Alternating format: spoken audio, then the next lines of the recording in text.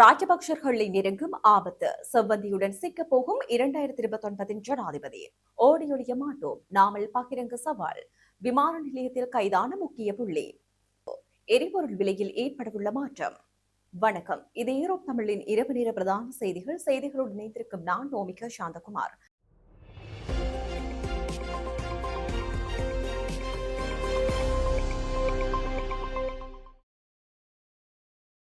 இனி தொடர்பென விரிவான செய்திகள்.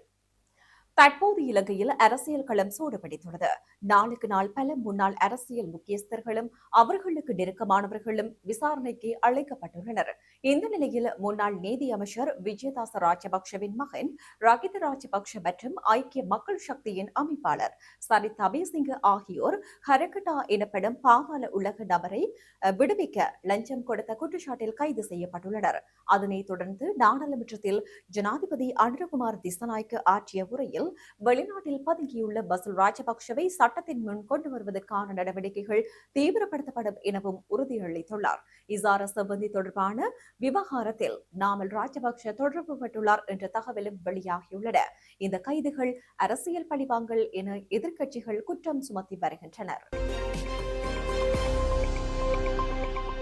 எங்கும் ஓடிப்போகும் எண்ணமோ தேவையோ எங்களுக்கு இல்லை என நாடாளுமன்ற உறுப்பினர் நாமல் ராஜபக்ஷ தெரிவித்தார்.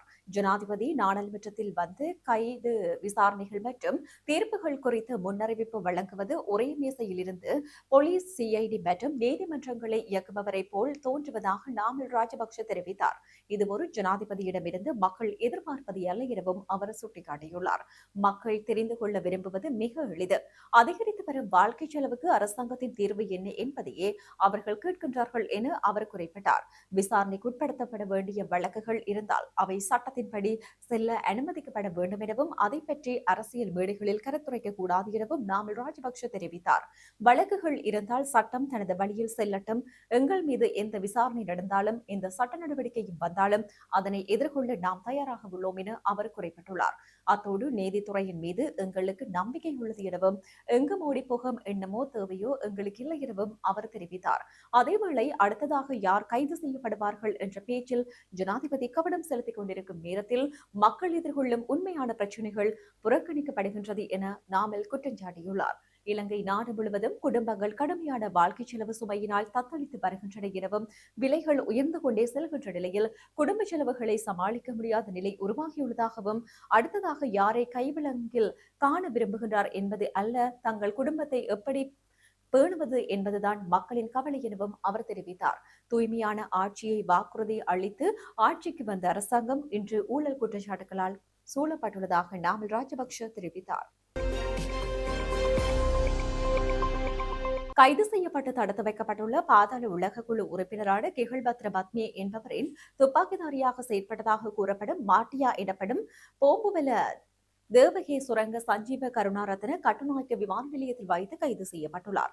அவர் மலேசியாவில் தங்கியிருந்த போது அந்த நாட்டு பாதுகாப்பு பிரிவினரால் கைது செய்யப்பட்டு இலங்கைக்கு நாடு கடத்தப்பட்டதன் பின்னர் நேற்றிரவு கட்டுநாயக்க விமான நிலையத்தை வந்தடைந்த போதே அவர் இவ்வாறு கைது செய்யப்பட்டார்.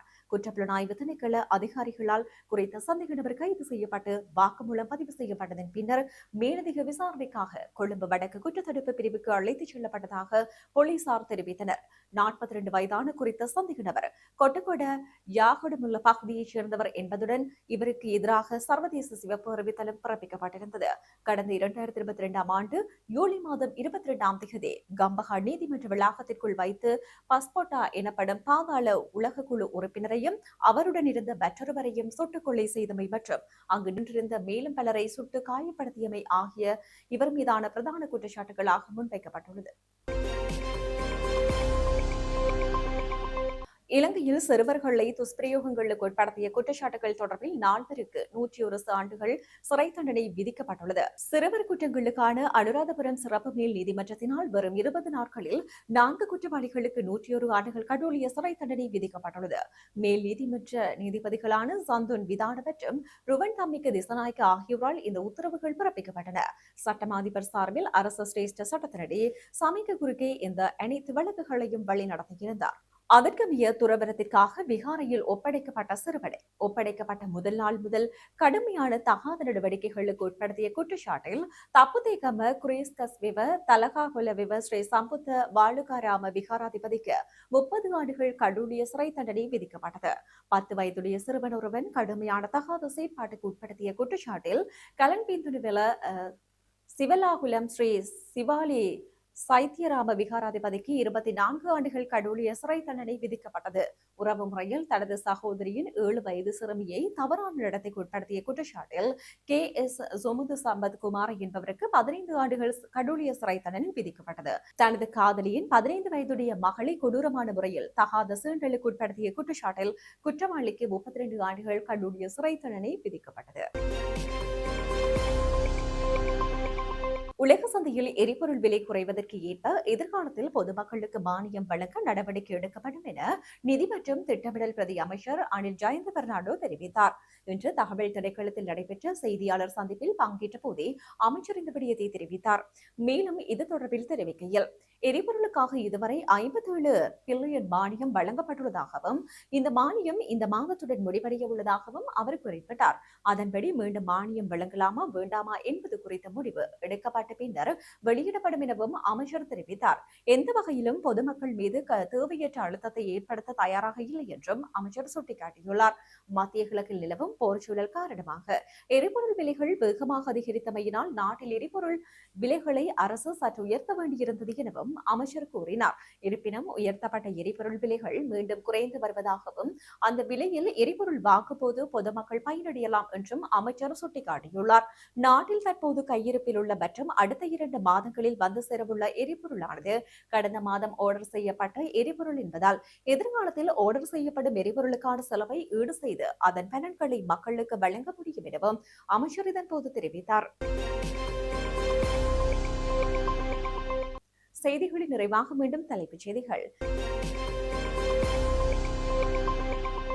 ராஜபக்சர்களை நெருங்கும் ஆபத்து, செவ்வந்தியுடன் சிக்கப் போகும் 2029 ஜனாதிபதி. ஓடியொழிய மாட்டோம், நாமல் பகிரங்க சவால். விமான நிலையத்தில் கைதான முக்கிய புள்ளி. எரிபொருள் விலையில் ஏற்படவுள்ள மாற்றம். இத்துடன் யூரோப் தமிழின் இரவு நேர பிரதான செய்திகள் நிறைவு பெற்றன. வணக்கம்.